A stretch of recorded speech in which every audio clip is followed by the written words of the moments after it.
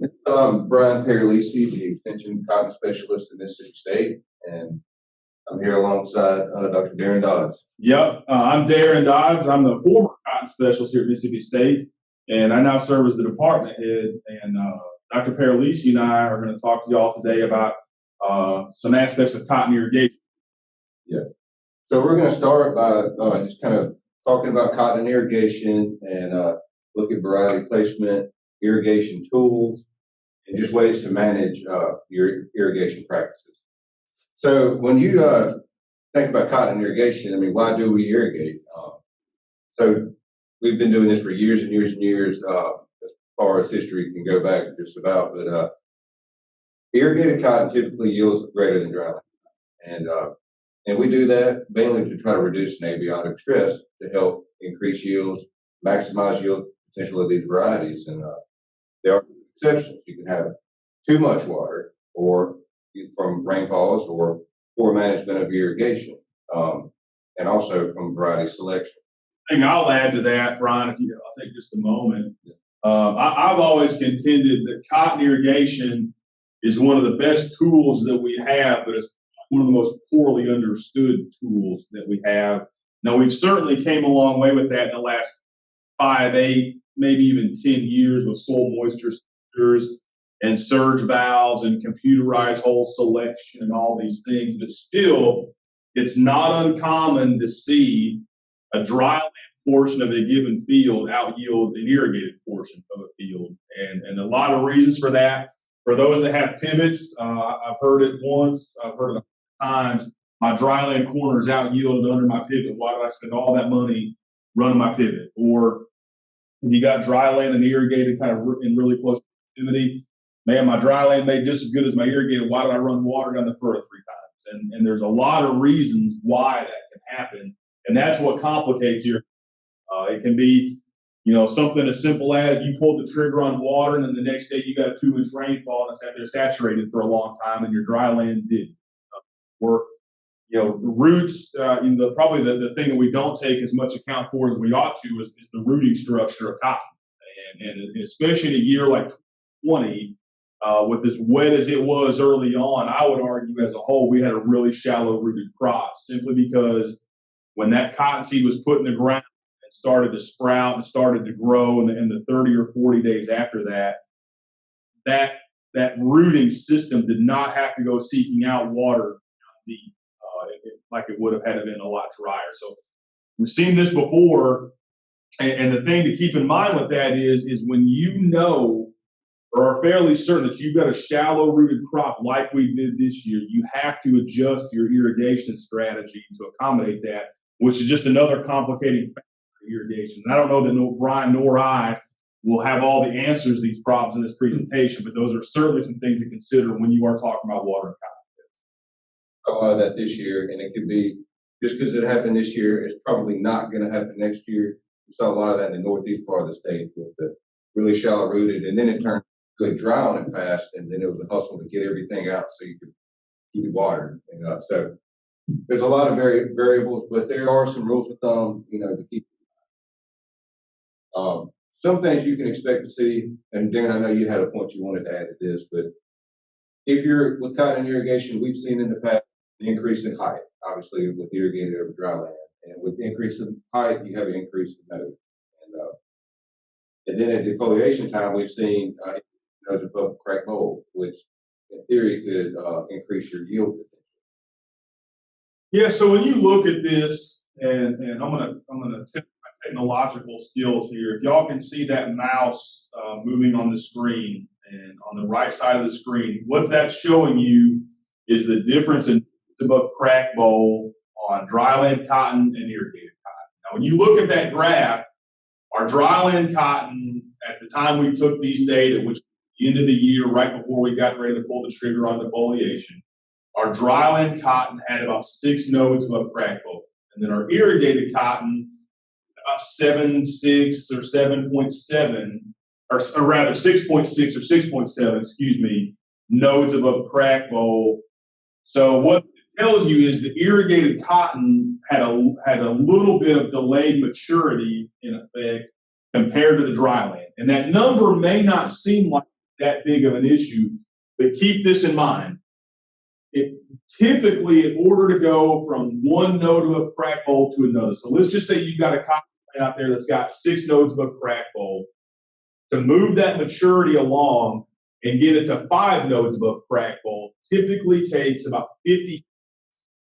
So if you think about the fall when this is occurring, probably in September, maybe in October, depending, if it takes 50 heat units to move that maturity forward, think about the number of days that takes. If you're talking August or September when you're having mid to upper 90s during the day and 70s at night, and you're accumulating 20, 22, 25 heat units a day, that 50 heat unit difference, one node to a crack bowl to another, is probably a couple of days.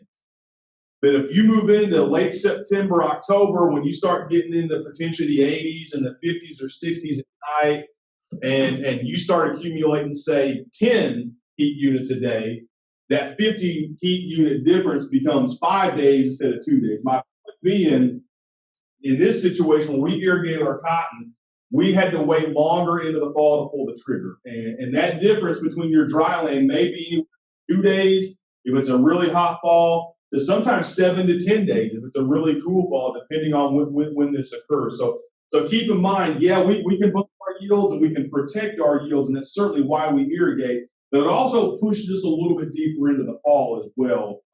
And not that that's a bad thing because our goals are, but it's important to understand, we see our dry land crop mature quicker at times. It's probably part of the reason why that occurs. Very good point, Darrin. And harvest efficiency is important too. So when you're late, that's something to keep in mind. So right here, we're talking about irrigation management and mainly just cotton management, throughout the season, from irrigation initiation to term and defoliation.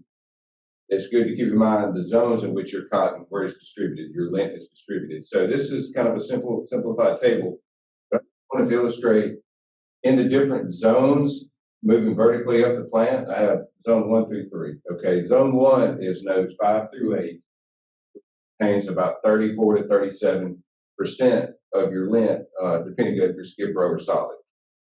Zone 2 would be nodes 9 through 12, containing 35% roughly of your lint. So the bulk of your lint is at the bottom 2 zones in the plant. And then zone 3 being 13 to 16, nodes 13 to 16 containing 9 to 10%. And anything left could be at the very top of the plant. From an initiation standpoint of irrigation, you want to have your soil profile completely charged whenever you're initiating first bloom. This relieves a lot of stress on the plant. Everybody's worried about dropping squares and knocking squares off. I need to get my nitrogen out. I'm gonna hold off on my irrigating until I get these jobs done. Well, that's when you run into a lot of stress. So it's good to keep in mind protecting your bottom zones early by keeping your soil charged, and it will benefit you later. Yeah, and I think that brings up a good point, Brian. Probably the one universal, but probably if there's a mistake that we make in cotton, it's probably when we initiate it, quite honestly. And historically, the argument has been, well, I got to get my cotton laid by before I water, because I know if I lay my pipe out there and I start laying by my cotton, they're gonna run over my pipe up, and I'm going to be redoing it. Well, we're not laying by a lot of cotton anymore. With all the influx of technology, the number of folks that are willing to slow down to 5 or 6 miles an hour and run 12 rows at a time through a hood or a lay-by rig, there's just not many people doing that anymore. And you indicated, I think you're right, some folks are delaying a little bit because of nitrogen. I would argue if you're that late to get your nitrogen out, we probably need to be rethinking how we're doing what we're doing. Simply because, nitrogen from a nutrient standpoint is one of the biggest impact factors and when cotton really starts to demand a lot of nitrogen, really when squares start setting about 30, 35 days after you put that seed in the ground, but really once blooms set are when you really see the nitrogen demands go up. So if your nitrogen is delayed until you're getting ready to start blooming, probably got some issues you need to be thinking about anyway. I would suggest, if you prefer a split application, get that first one out around planting time, or just maybe immediately thereafter. And again, about 30 days or so, within that first month, I would have my second shot out.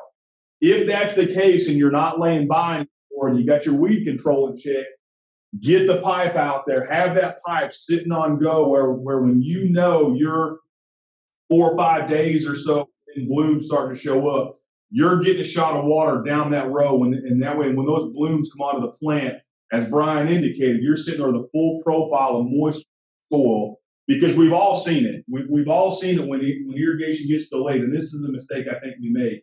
We see blooms out there, and then we start watering. Can't water everything across the board at the same time, so it takes a couple of weeks to get all that done.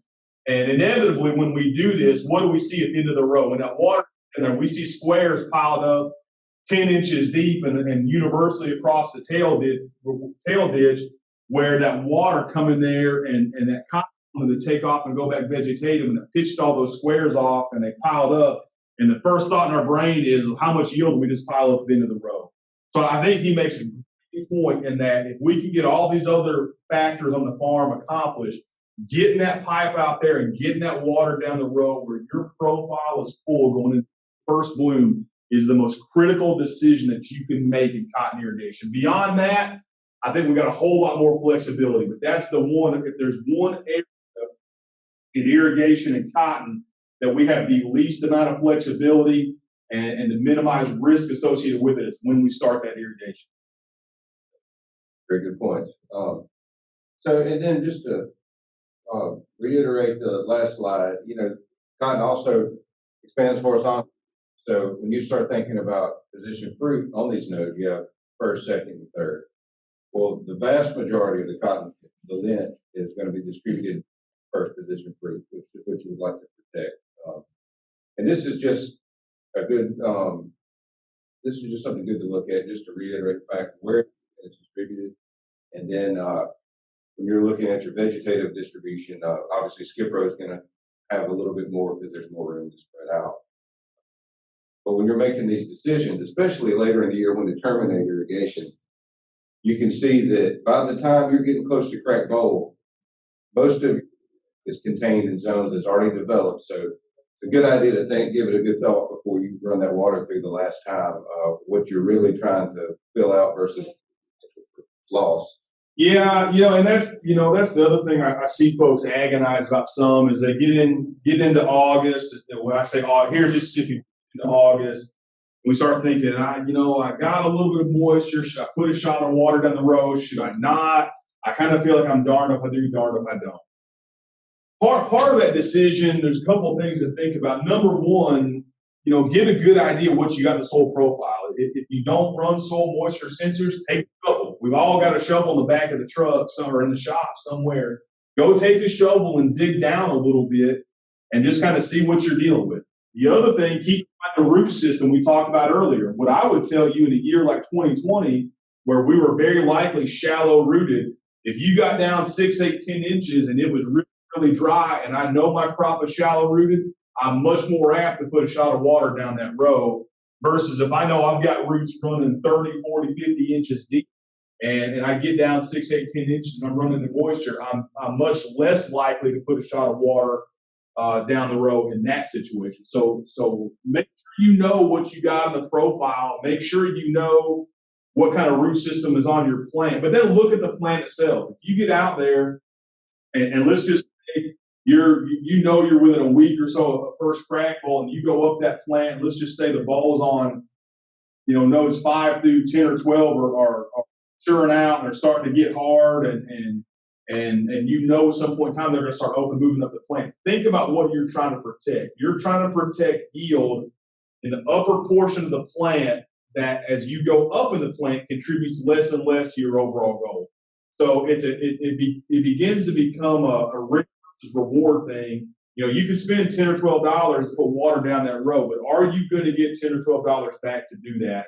And that's really a field by field call. Keep in mind the root structure, keep in mind the soil moisture that's on that plant, and keep in mind what the plant itself looks like before you just go pull the trigger on water at the end of the year. Exactly. You base your decision off something. Um, just looking at initiation of irrigation event, or when are we going to start? Like Darrin said, base your decision off something, whether it be a soil moisture sensor or digging with the shovel. But obviously, a moisture sensor will give you a hard number, a solid number to base your decision off of. And we always hear 90 centibars. That's the trigger point. We see a significant increase right here. But however, that's not feasible all the time. There's not always 40-acre square fields with an electric well. You push a button, water, move on every time it's at 90. You could have irrigation sets that take a week to water around. So, you need to know, you need to keep in mind that, it's not going to stay at 90 over a week. You need to plan a little bit ahead and adjust that accordingly. Yeah, I think, and I keep harping on this, but it's so important to understand. I had a grower call this year that I've known for a long, long time that have been running some soil moisture sensors. And he felt like in 19, the soil moisture sensors really paid for them. But he felt like in 20, he was struggling to see the value in them. And his question was, do we really believe in what these soil moisture sensors are telling us? And my initial thought was, yeah, we do. There's just so much data from these sensors that, yeah, we do believe in them, but there's a lot more to consider than just the number that sensor is telling you. And so I tried to step them through the scenario a little bit. And again, it all went back to shallow roots. So we got to the end of the year, starting to get dry. And this guy in particular was kind of a minimum till farmer. He's getting ready to come up on the cycle, and he typically breaks his land deep. He sets his beds and then goes back. And we talked about the roots being shallow and looking at these numbers from these soil moisture sensors. And if you've ever met these things, that 90 kilopascals in this case, if you got 4 sensors, that's a weighted average where, you're looking at the drier part of the soil, the upper profile, and getting a little bit more moisture as you go down and assigning a weight to that. And then we do some fancy math, as my dad would say, and we come up with this number.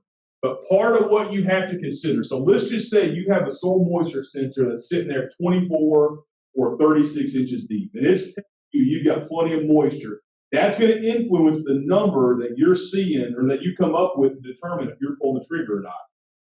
So if you know that your crop is shallow rooted, if you know you likely don't have a lot of effective roots below, say, 18 inches, 20 inches, it's almost incumbent upon you to take that 24-inch sensor reading out of the equation, because even though there's moisture down there, your roots are not getting it, and it's not contributing to that plant, and it will give you kind of a false sense of security in effect with irrigation. So in those situations, again, I go back to the shallow roots. That's a problem. It's hard to quantify, but this year we saw it where we know those roots don't go down very far.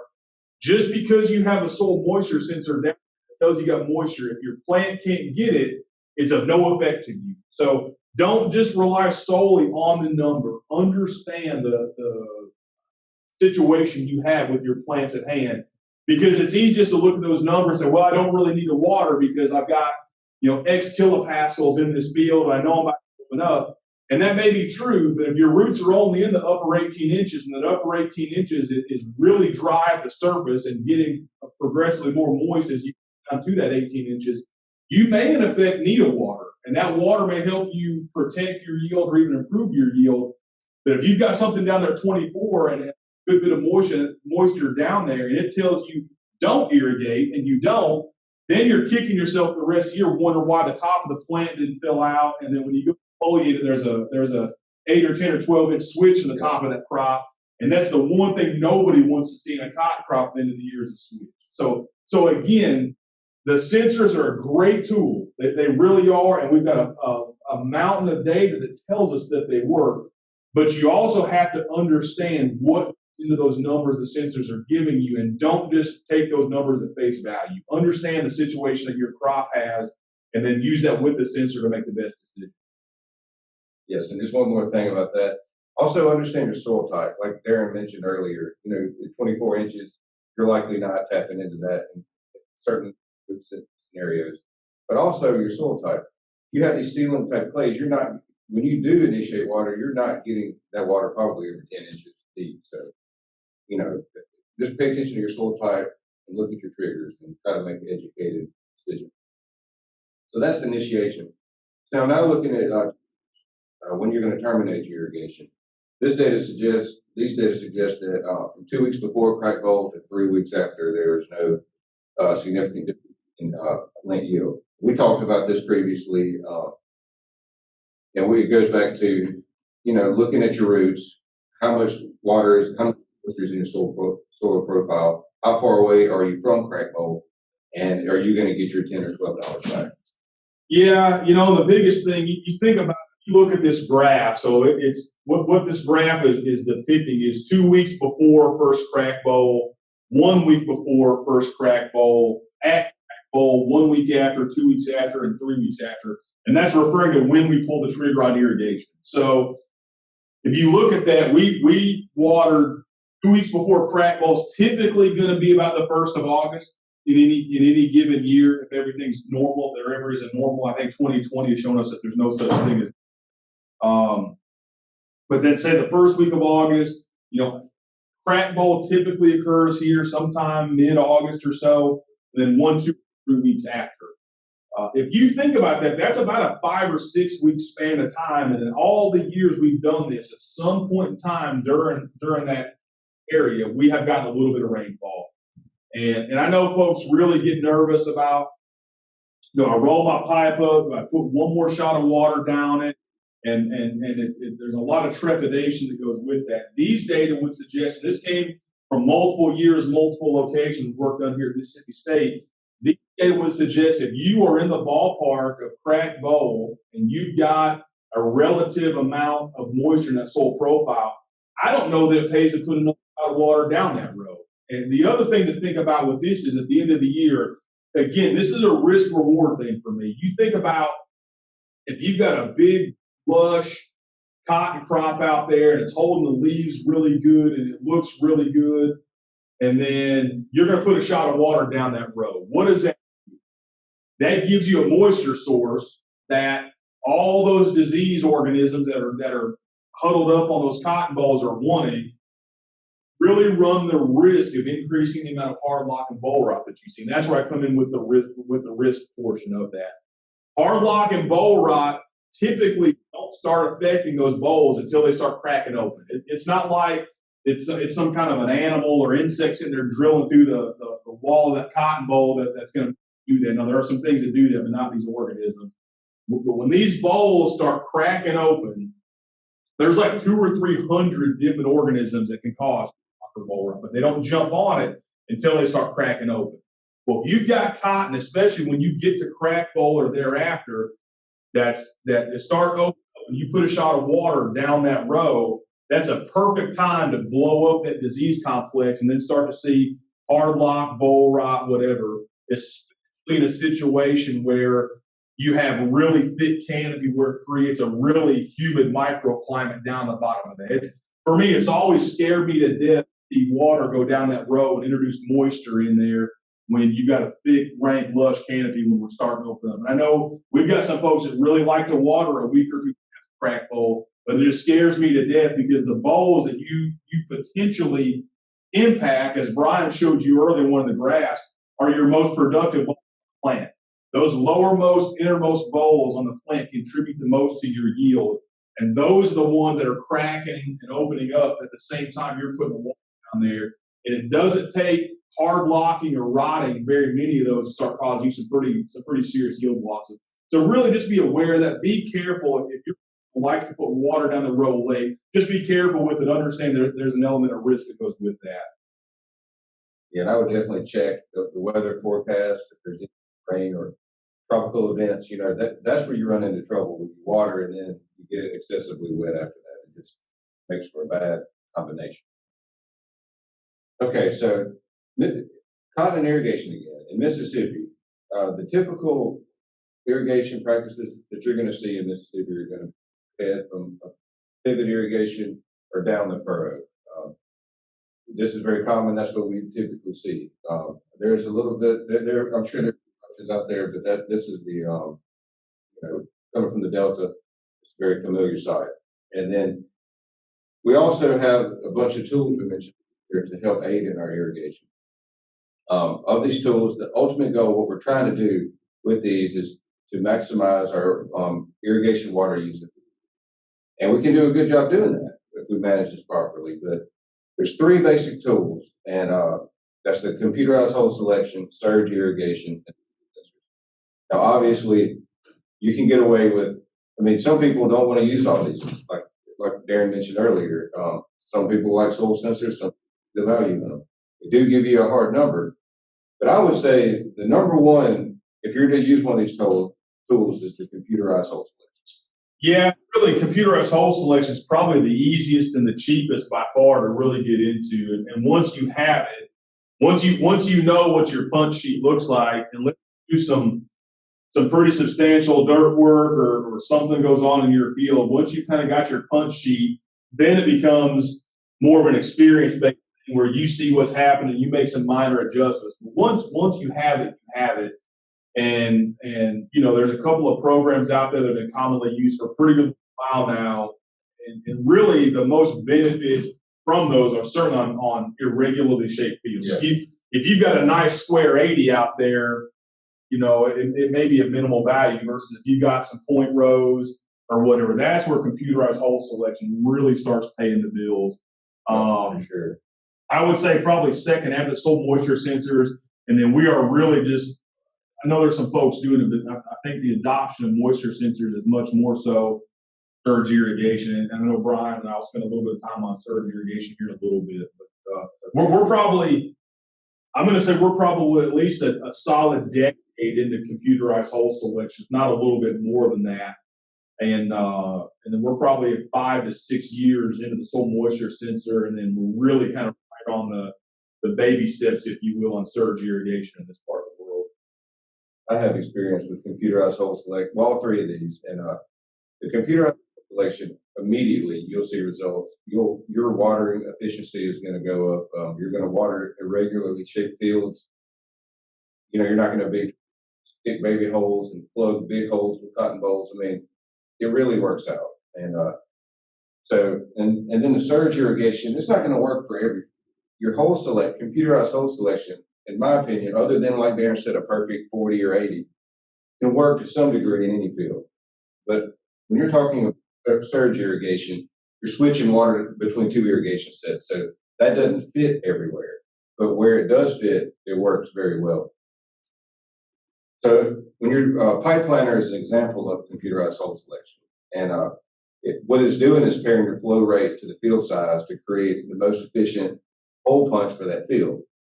And like you said, if it's an irregular shape, the longer rows are going to have bigger holes, the shorter rows are going to have smaller holes.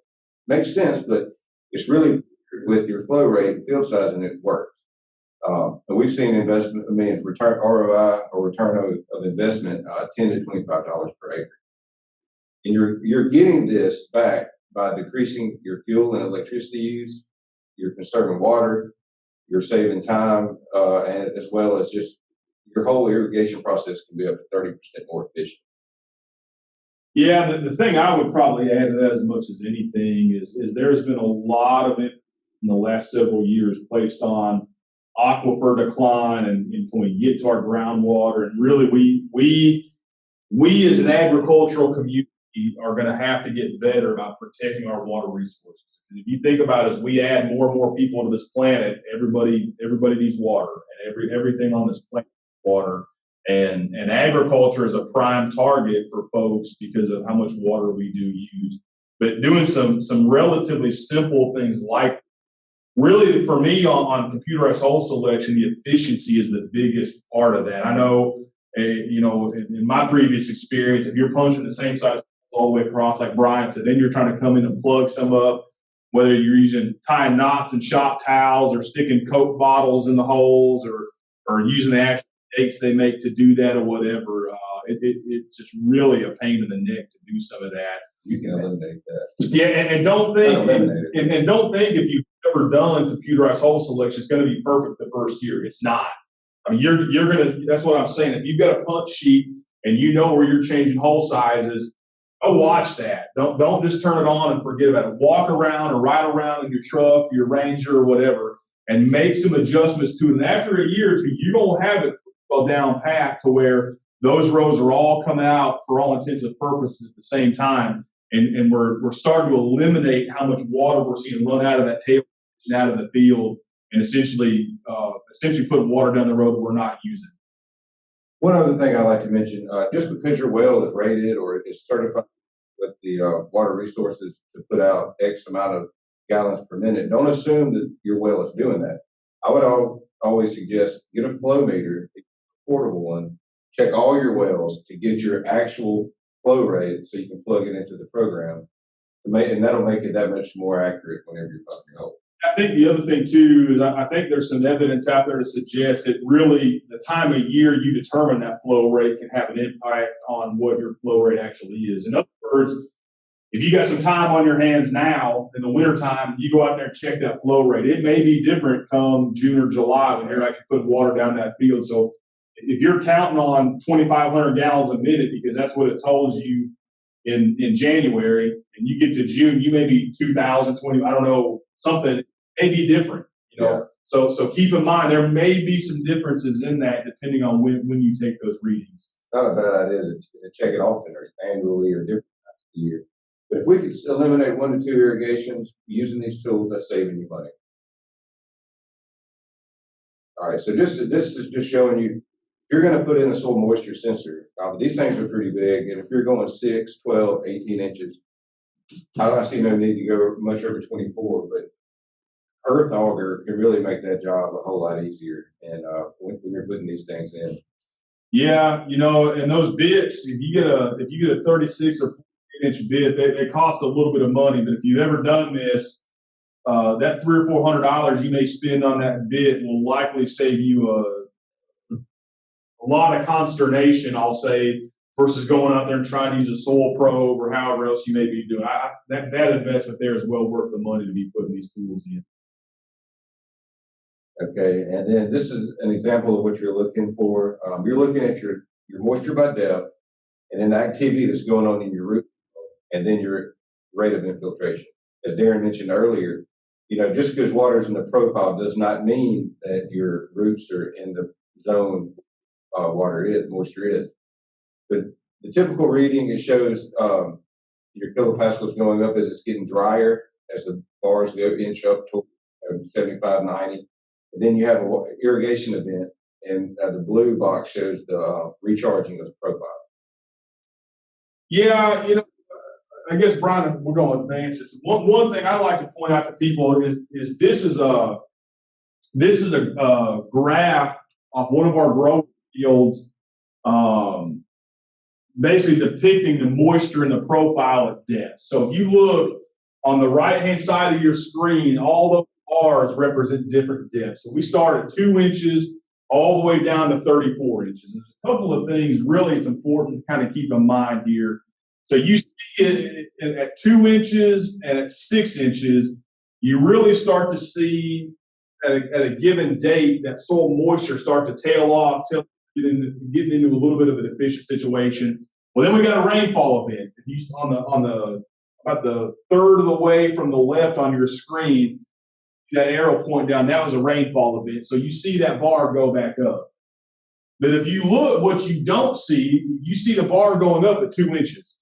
So that tells you that at 2 inches, your soil moisture content increased. But if you look at 6, it spiked just a little, but not very much. And if you look from below 6 inches, that rainfall had absolutely no impact on soil moisture whatsoever. And then if you look at the irrigation, right, we pulled the trigger on irrigation not long after that. We bumped our moisture content up at 2 inches and at 6 inches, and we touched it at 10, and we just barely touched it at 14.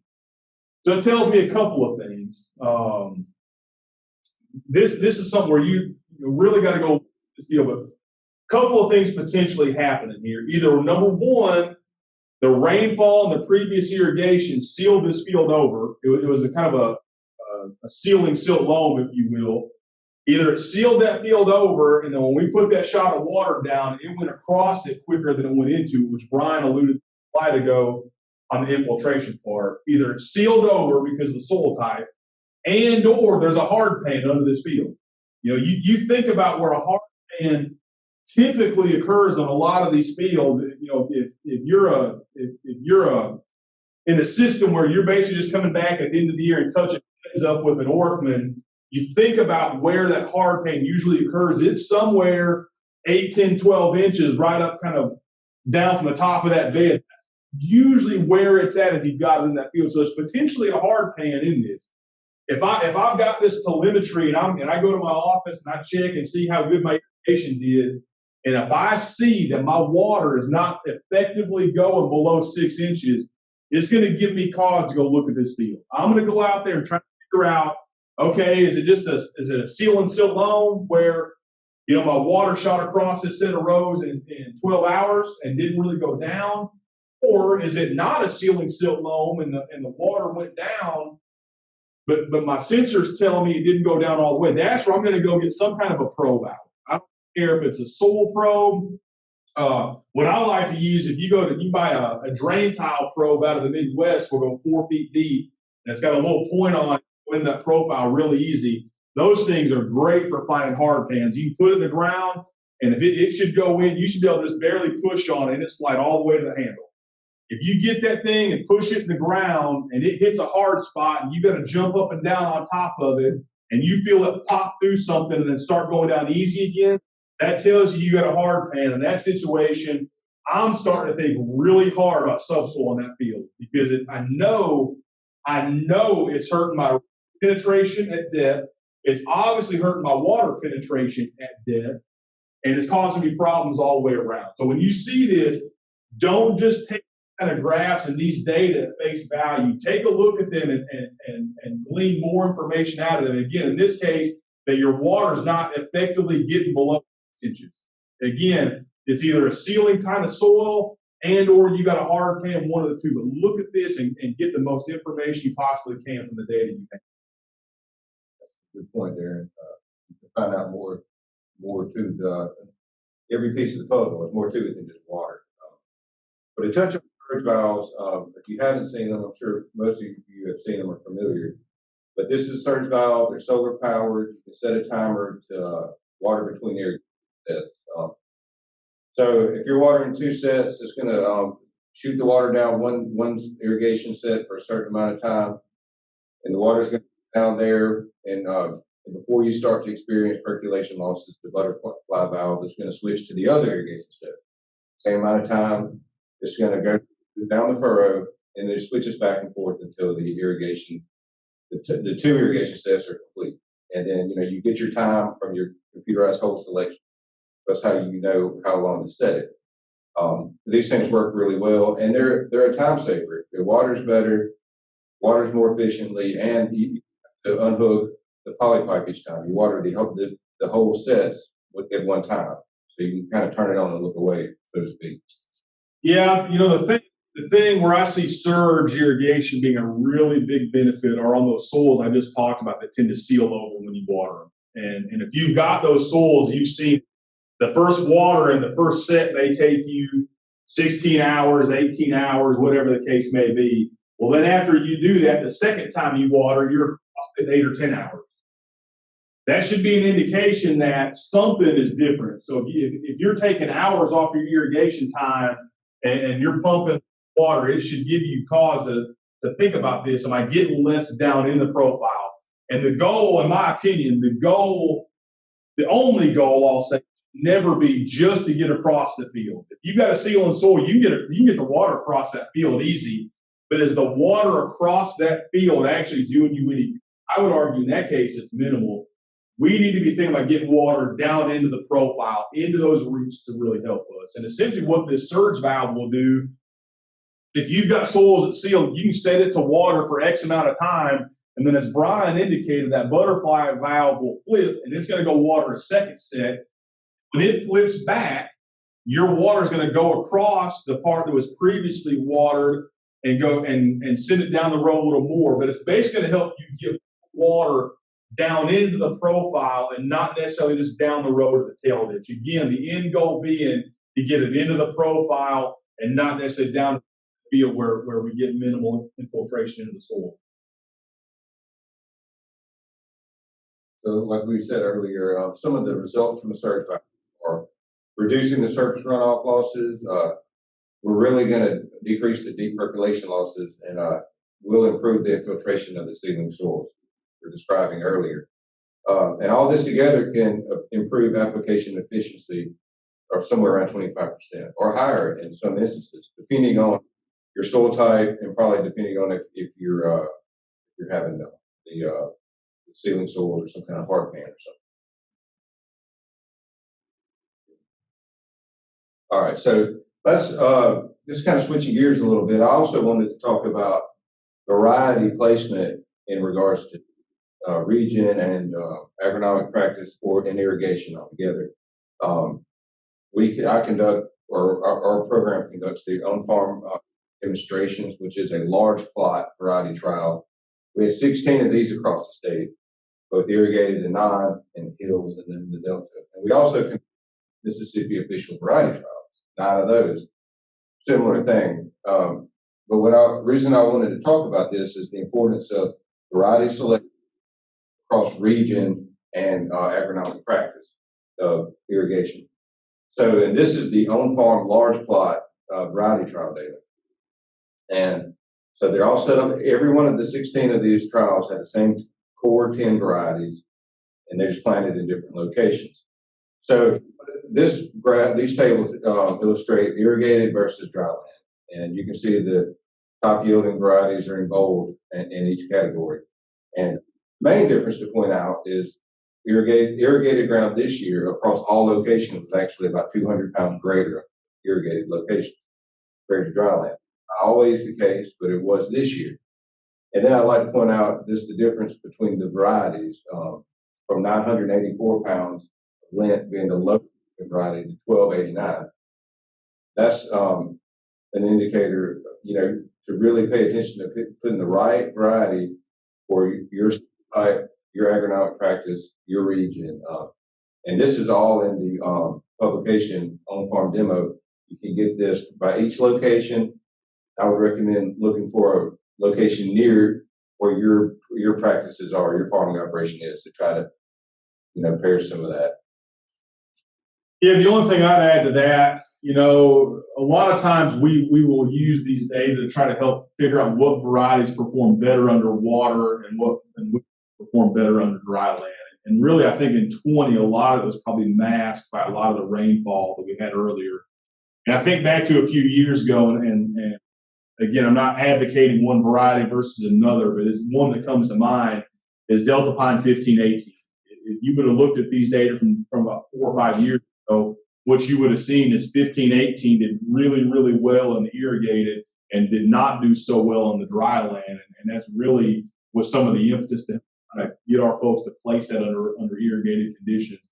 Vice versa to that, years before that, if you've been farming cotton for a while, the old Delta Pine 1034, dry land in northeast Mississippi, the thing did as well as any. But if you took it to the Delta, it just didn't react as well to those real fertile Delta soil irrigation capabilities over there, and it became more of a mid-pack variety there. So a lot of times we use these data to help us figure out where to put a given variety with respect to irrigation, dry land, Delta, hills, whatever. And again, as Brian indicated, these aren't the 2-row 40-foot plots. These are 6 to 12 rows. The rows are sometimes 3,000 feet long, and these are managed by all the growers who did it. We basically plant these things and walk away and let the grower manage them, and then they'll come back at the end of the year and harvest them and get some seed cotton out and turn out in fiber quality. But these are off the farm numbers that are very representative of what our folks do. That's right. And just to kind of give you a little financials to that, just to show you what these numbers actually mean. As far as variety placement, the highest yielding variety was 1,289 pounds. So if you were just to pick a medium variety that was 1121, that is a difference of 168 pounds per acre, or a potential for $150 of lost revenue, 70-cent cotton, $150 per acre. So, and if you were to look at the lowest yielding variety of 984 pounds, that is a difference in 305 pounds of lint, $266 an acre, which is significant potential for revenue loss. And in dry land, these numbers are a little closer because the yields are a little, with the 1,100 pound being the highest yield variety and the median only being 1017, that was still 56 per acre. And then with the lowest yielding variety compared to the highest was a difference of 160 pounds, and that difference comes out to $113 per acre. Yeah, that really just goes to show the importance of variety selection. It's, in any given year, there's about 3 to 5 varieties that are planted on 90+% of our acres, give or take a little bit. But even within those 3 to 5 primary varieties, it's important to know which ones fit the best, whether it be irrigated, dryland, delta hills, whatever. And that just kind of shows you, if Brian or I walked in and told you, hey, you could make one decision that would make $150 an acre swing one way or the other, we would have your attention really, really quickly. And I guess the overriding message of all that is do all the homework you can on picking these varieties. There's a tremendous amount of data out there. Do your homework, pick the best one in the best spot. And just really quickly, I just thought this was interesting. This isn't irrigation, but when you're looking at delta versus hills, this year, from the highest to the lowest yielding variety delta was almost 400 pounds, and in the hills, it was from the highest to the lowest was 160 pounds. So, in the delta variety selection this in 2020, it was very important. Sure, that's a lot of money. Like Darrin said, attention, especially if you said $343 per acre. That's a big enough difference to not only just pay the bank, but to maybe buy something new. So, and how that, I just want to show this real fast. It's kind of busy, but if anybody wants to contact me and look at some of this revenue, long acre potential, I calculated just the lint yield, the seed cotton at $190 per ton for the seed, and calculated all the way out. So you could look at across locations, delta, hill, irrigated, and non, just to look at the whole picture. And so just in closing, Darrin might have a few other points, but I just wanted to mention the importance of variety selection because it impacts the entire crop season. And there's a lost revenue left out there. And but don't always just look at 1 year performance. If you know a variety that worked well for you, that's that and the 2-year yield. Keep in mind the short shelf life of these varieties. Just because you're planting something that works for you now, it's not going to be there forever. You need to always be looking in the future. Don't put all your eggs in the basket. If you're going to plan variety, always think about your region, your soil texture, and agronomic practice, whether it be row pattern, irrigated versus not. And as an extension specialist, we're here to help you manage your input costs, maximize budget issues whenever you have an issue or a question. There's a lot of irrigation tools out there that we're more than happy to talk through you with. And with those tools we mentioned earlier. And, one thing I wanted to say about the flow meters that I did earlier, it helps you to stay in compliance. And all of these things together, and every year is not the same, but as a rule of thumb will help save you time and money. Yeah, the only thing I guess I would really add to any of that is, especially on the irrigation side of it is just be as efficient as you can. Efficiency as a whole is the name of the game, and I don't know if there's a more shining example of that of the John Deere cotton picker. We all know how expensive that picker is, but think about how much more efficient it has made us with respect to labor needed, time spent on the row. And Herb Wilcutt was an ag engineer here for a lot of years, and some of the real early data on that picker, he would tell you 96 to 97% of its life was spent on the row versus say a 99, 96, where it's more like 60 or 70% because you were dumping into the bowl buggy or the module builder or what else. But we're willing to pay for that efficiency. Take the same mindset in irrigation, whether it be computerized hole selection, whether it be soil moisture sensors, whether it be surge valves, whatever it may be, because unlike a John Deere cotton picker, we can't make more water.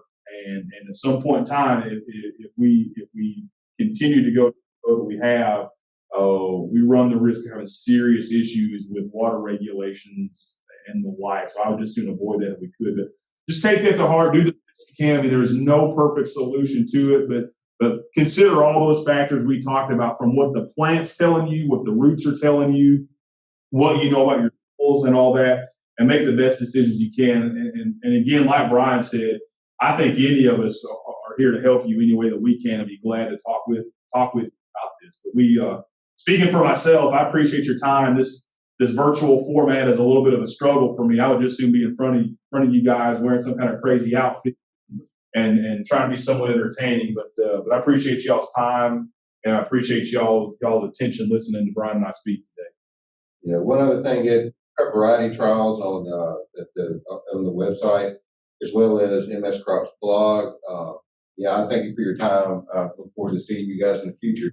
That's my email address at the bottom and phone number, and appreciate your time. And then if y'all need CCA credits, y'all need all that stuff, you can go to the website listed right there, put your name and your number that's going to be given on the next screen, your certification and all that if you need that. And then if you need the QR code, there's that. I think this one's worth an hour of soil and water.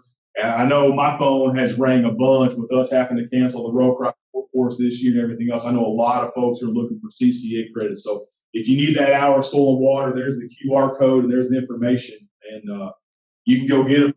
Brian and I speak. And with that, we thank you very much. Yeah, Merry Christmas.